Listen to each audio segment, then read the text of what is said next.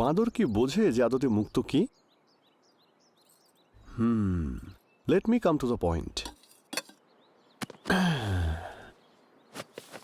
কখনো কখনো কোনো জিনিস ভুল দিকে যেতে যেতে ঠিক দিকেও ঘুরে যায়। এবারও তাই হবে।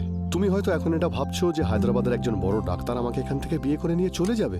তুমি যা ভাবছো সেটা হবে কিনা আমি জানি না। হ্যাঁ, সেরকম কোনো ব্যাপার নেই।